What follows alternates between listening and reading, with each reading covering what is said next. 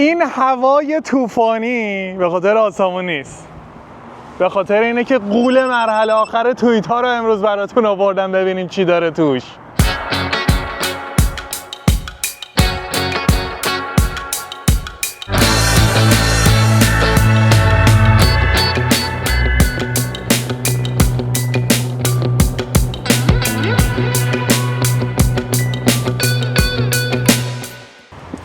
ببین میخوام سوارشم ببین چیکار میکنه.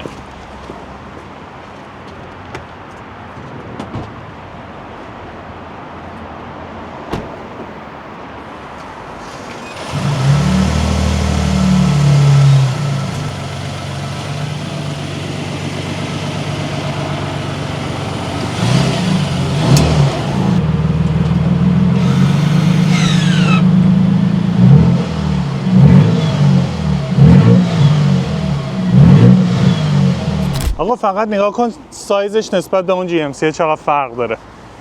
اباحت این ماشین رو نگاه کن. بذار کنار این بهت نشون بدم.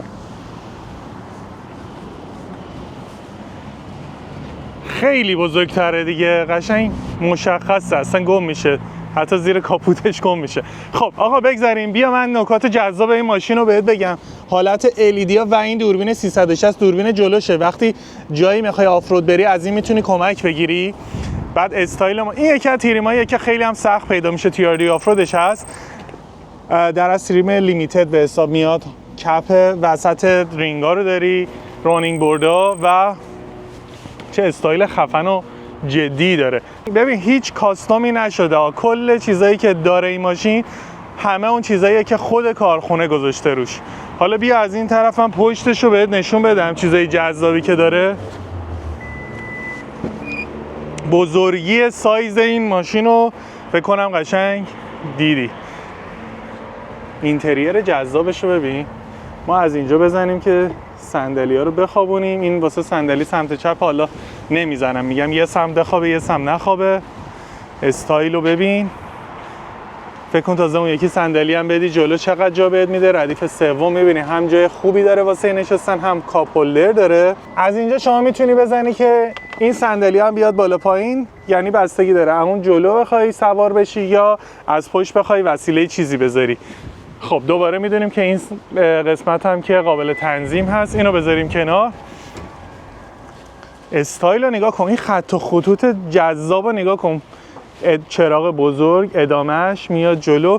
و دوستانی که میگن جی ام سی جدی تره، نمیدونم کادیلاک خفن تره، شرایط آفرودی ماشینای بزرگتری هستن، یه چیزی رو دقت کن. این به بعد تو خیابون دیدی بغل چرخاشون سمت چپ و راست رو نگاه کن، فنربندی و کمک ماشین اصلا اجازه نمیده خیلی جا بره. این فرق توییتاست. جلوی ماشین هم بذار بهت نشون بدم. استایل جذاب این وسیله فیلمبرداری که هیچی. نگاه کن لوگوی برجسته و خیلی جذاب توییتا. یه تریم قرمز رنگ خیلی جدی، حالت ارتشی، مانیتور خیلی بزرگ، گرم کن و سرد کن داره، تمام حالتهای مختلف حتی برای تو کردن واسه اینکه شما بخوای آفرود بری، همه اینا داخل این ماشین هست. از طرف دیگه ردیف دوم که کسی میشینه خیلی جای زیادی داره داخل این ماشین. اسپیکراش واقعی ها. این قسمت یه دونه خروجی برق بهت میده، 2 تا شارژر داره و اینجا دوباره دما رو میتونی واسه سرنشینای عقب تنظیم بکنی. اون بالا و اون بالا هم که جداگونه میتونین دریچه‌ها رو باز و بسته کنین. حتی ردیف سوم، بذار بریم داخل ماشین بشینیم. حتی ردیف سوم هم اونجا دوباره میبینی شارژر داره، کاپ هولدر داره. دوباره بیایم اینجا، کاپ هولدرها رو داریم، جای شارژر داریم و چه فضای بزرگی بهت میده. از لحاظ جایی که توی ماشین بهت میده، ببین انقدر جا دارم، کلی جا دارم بالای سر و از لحاظ دیگه مشخصه دیگه چقدر راحت میتونی اینجا بشینی. کفتن چای ردیف دوم هم استفاده بکنی. ردیف اول که خیلی جای زیادی داره، ردیف دوم هم همینطور و ردیف سوم هم مشخصه جای کمی نداره. آقا ما تو این کانال همه چی رو تهش رو در میاریم. الان میخوایم ببینیم واقعا سه ردیفش جادار هست، واقعا جاداره. نگاه کن این ردیف اول بود، خیلی راحت من نشسته بودم.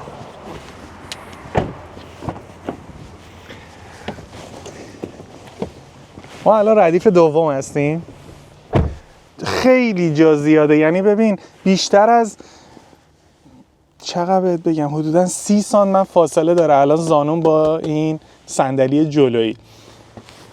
موقع سوار شدن میتونی صندلی رو بخوابونی یا از همین وسط بری ردیف سوم.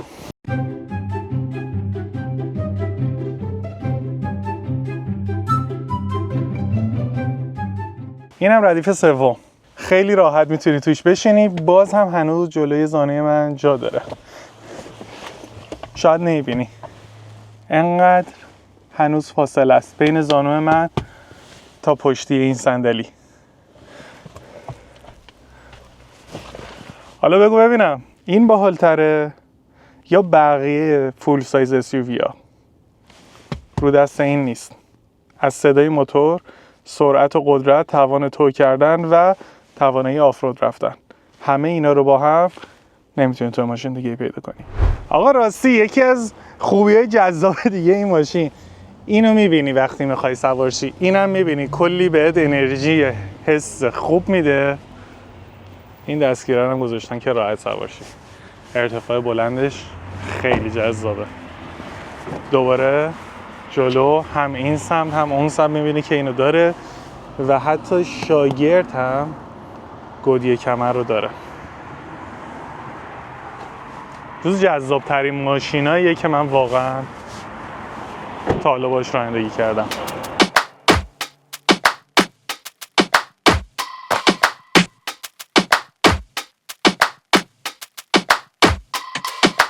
Don't push back. Oh. Don't push back. Oh. Don't push back.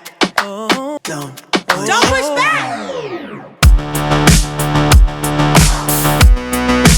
Contents under pressure.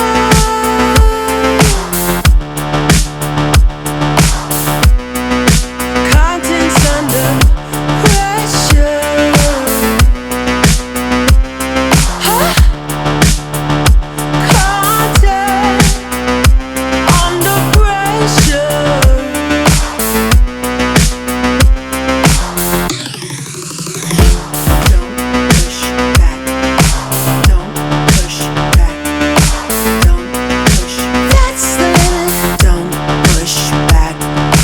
با بقیه ماشینا همچین فیلمی نمیشه گرفت.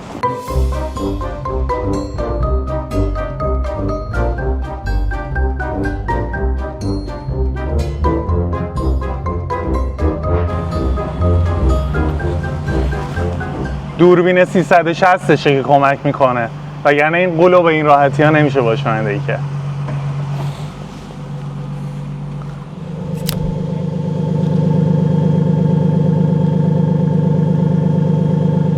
این دوربین 360 خیلی قشنگ کمک میکنه که شما داخل جا پارک خیلی حتی باریک، خیلی باریک هم بتونی بری. از اینجا مشخصه چقدر نزدیکه.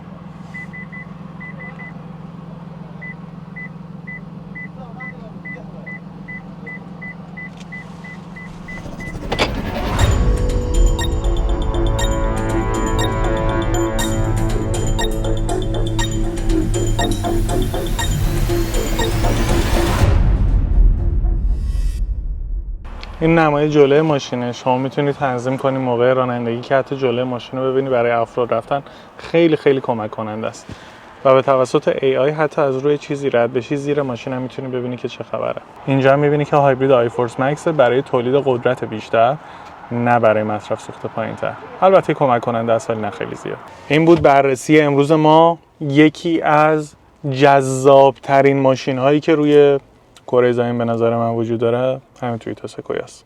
امیدوارم خوشت اومده باشه. لایک کن. اولین نفری که این ویدیو رو لایک میکنه وقتی آپلود بشه خودمم، چون خیلی دوستش داشتم. امیدوارم شما هم خوشتون اومده باشه. برای بقیه هم که فکر میکنی اهل ماشین هستن و دوست دارن بفرست. مراقب باش.